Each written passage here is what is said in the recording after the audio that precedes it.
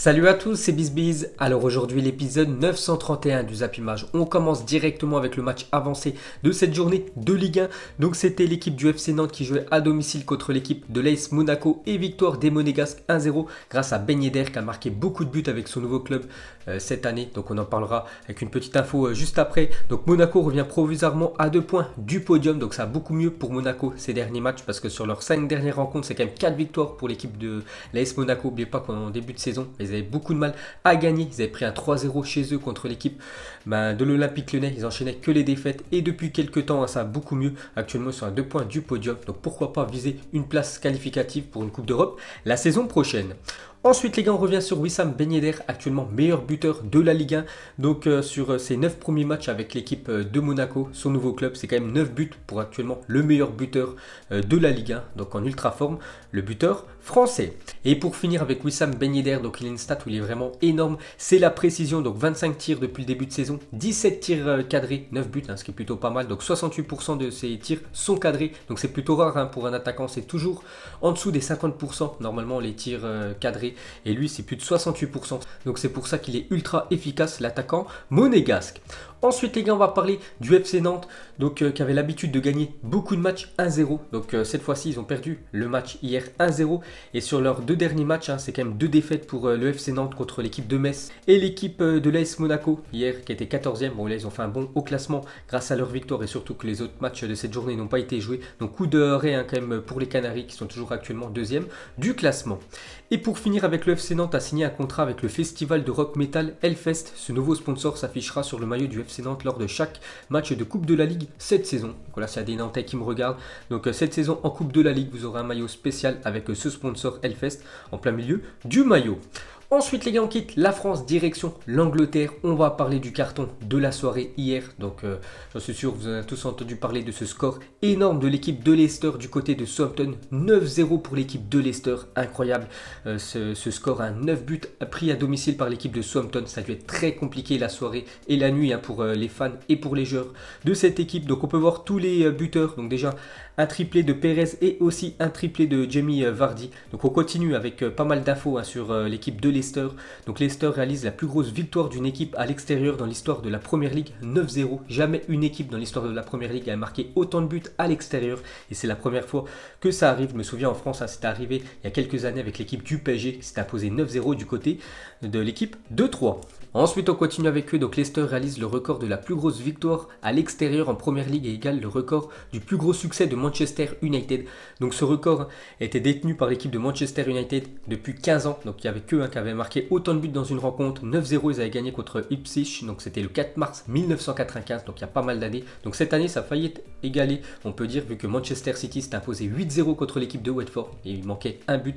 Donc 15 ans plus tard les gars, l'équipe de Leicester rentre dans ce palmarès. Ensuite, les 2 plus larges victoires de l'histoire de la Premier League ont été réalisées par Manchester United et Leicester hier soir. Donc leur point commun à Schmeichel était au cage du côté de 2 équipes gagnantes, tel père, tel fils. Donc Schmeichel, actuellement gardien de l'équipe de Leicester, et son père, avant c'était un footballeur professionnel, donc lui aussi était là quand l'équipe de Manchester United avait gagné contre Ipswich 9-0. Donc tel père, tel fils. Ensuite, on continue avec Leicester et la deuxième équipe de PL a marqué 5 buts en première période à l'extérieur depuis City face à Burnley en 2010. Donc déjà 5-0 à la mi-temps, c'est pour ça que le score est aussi lourd. Et le score a été aussi lourd aussi parce que l'équipe de Southampton, donc il y a un joueur qui a pris un carton rouge au bout de 12 minutes de jeu, c'est le défenseur Bertrand. C'est pour ça que l'équipe a complètement sombré hier.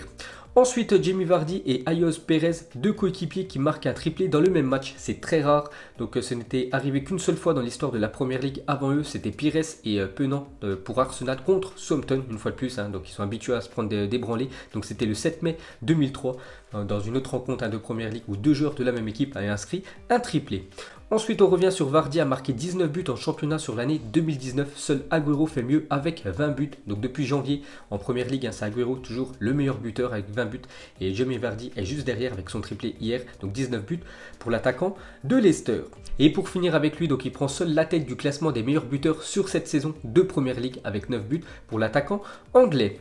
Ensuite, on va parler rapidement de l'équipe qui a pris une branlée hier, l'équipe de Southampton avec Virgil van Dijk, parce que le défenseur néerlandais, avant de jouer à Liverpool, il jouait du côté côté de Southampton, il y a aussi Sadio Mané, Adam Lallana et même Tadic maintenant qui joue du côté de l'Ajax.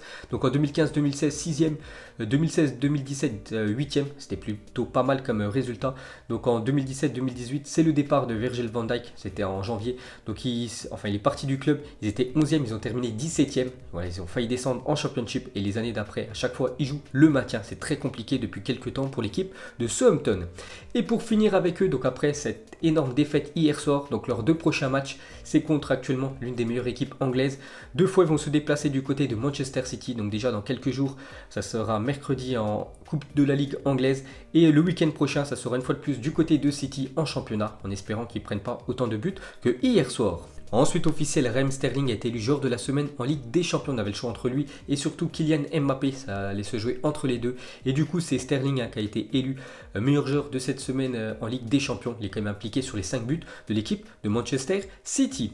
Ensuite officiel, l'équipe type de cette semaine d'Europa League. Donc les matchs ont eu lieu avant-hier. Donc on peut voir voilà, cette belle équipe. Donc aucun joueur d'une équipe française. Bon après il n'y en a aucune qui a gagné. On peut voir un ancien joueur de Ligue 1, Nicolas Pepe. Et c'est même lui qui a été élu meilleur joueur de cette semaine en Europa League en jouant seulement 15 minutes. Bon après il a inscrit un doublé. Ensuite, jetez un coup d'œil aux affiches de la journée. Donc ça joue en Ligue 1, Première Ligue, Liga, Serie A et Bundesliga. Ça joue dans les plus gros championnats de la planète. Donc nous on revient sur la Ligue 1. On va parler de ce soir 20h Olympique Lyonnais contre Metz. C'est plutôt rare quand même que Lyon joue un samedi soir à 20h. Donc on peut voir déjà que Bertrand Traoré n'est pas convoqué dans le groupe de Lyon qui affrontera Metz ce soir. Donc Cherki figure quant à lui dans le groupe de Rudy Garcia. Donc Bertrand Traoré qui a été très mauvais en cette semaine contre le Benfica en Ligue des Champions. Donc après ce match catastrophique, donc Rudy Garcia a pris la décision de ne pas convoquer le joueur Bertrand Traoré. Et pour finir sur cette affiche, donc une déclaration de Rudy Garcia, il a dit: j'ai dit que j'attendais de voir comment vivait mon groupe pour désigner le capitaine. Ce soir, Memphis Depay sera capitaine. Donc félicitations aux Néerlandais. Ensuite les gars, on va parler du Classico, car demain c'est le Classico français entre l'équipe du Paris Saint-Germain et l'équipe de l'Olympique de Marseille. Donc Mandanda qui va avoir beaucoup de boulot je pense demain. Il a dit: depuis quelques années Paris domine complètement les rencontres, mais pour nous, pour les fans, on va à Paris avec de grandes ambitions. Ce sera compliqué mais on va jouer le coup à fond. Donc c'est vrai que ces dernières années, à chaque fois c'est des raclés que prend l'équipe de l'Olympique de Marseille du côté du Parc des Princes. On verra demain ce que ça va donner. Ensuite pour continuer avec le gardien marseillais, il parle de Kylian Mbappé, normalement titulaire demain. Les 2 derniers matchs à Nice et à Bruges, Mbappé avait commencé sur le banc. Normalement demain il sera titulaire.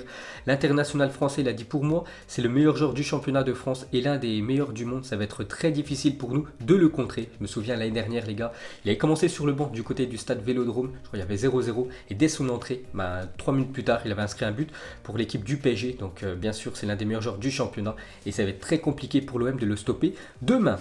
Ensuite, cette fois-ci, une déclaration de André Villas-Boas, l'entraîneur marseillais. Il a dit: je pense que tout le monde est d'accord pour dire que Mbappé progresse pour être le successeur naturel de Ronaldo et Messi. Bon, après, il a encore beaucoup de boulot, bien évidemment. Il faut qu'il soit régulier année après année et que s'il continue comme ça, bien sûr, on pourra le comparer à Cristiano Ronaldo et Lionel Messi dans pas mal d'années.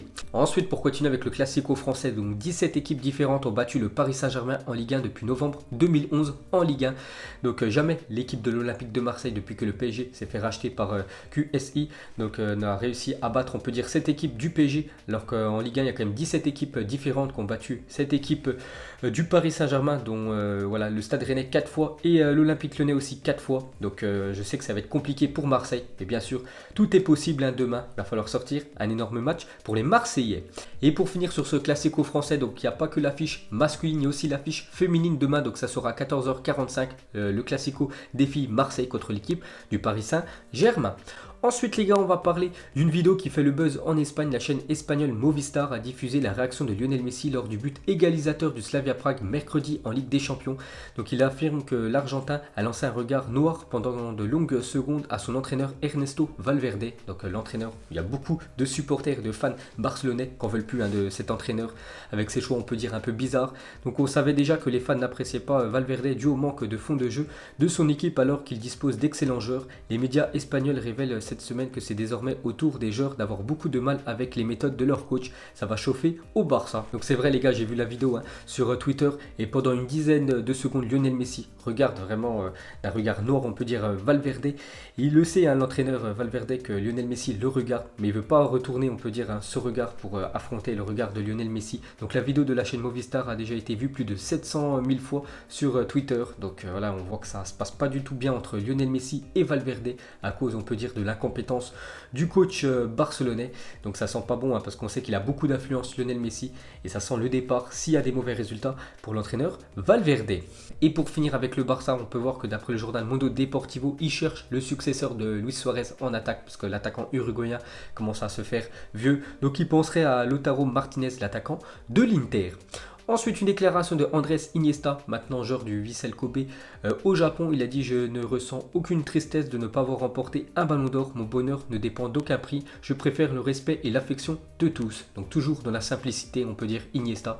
Ensuite, Robert Lewandowski aurait dû signer au Blackburn Rovers en 2010, mais un nuage de cendres provenant d'un volcan islandais a empêché son avion de décoller. Donc tant mieux pour lui, parce que quelques semaines plus tard, il signait du côté du Borussia Dortmund. Après, on connaît tous son ascension maintenant, l'un des meilleurs numéro 9 de la planète. Ensuite, on va parler de la sélection brésilienne. On peut voir que Neymar n'est pas convoqué pour le rassemblement de novembre pour les 2 prochains matchs. Ça sera un match contre la Corée du Sud et surtout un match contre l'ennemi de l'Argentine. Donc Neymar actuellement blessé, c'est plutôt logique que Tite ne l'a pas sélectionné. Ensuite, selon Soccerling, les dirigeants de Nîmes ont rencontré Hatem Ben Arfa hier.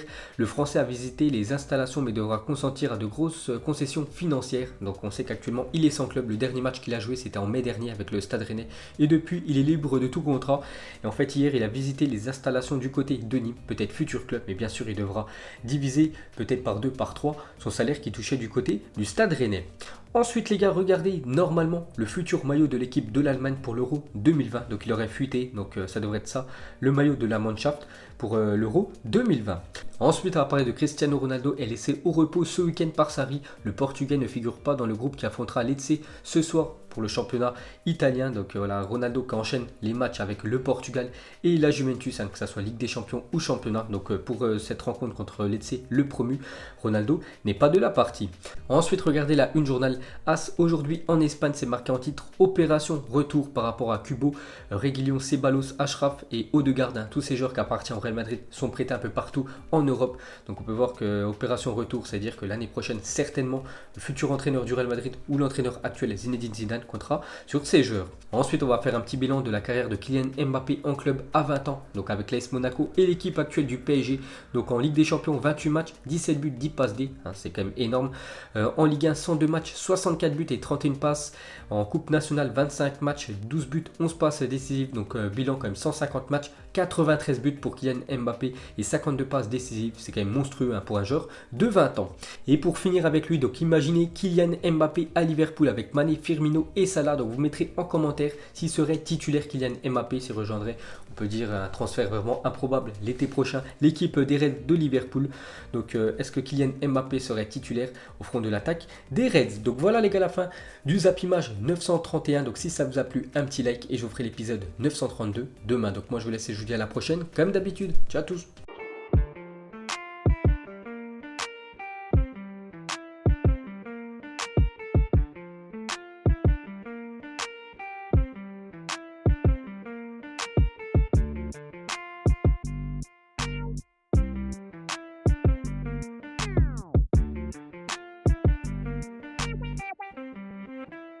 Non-formidable.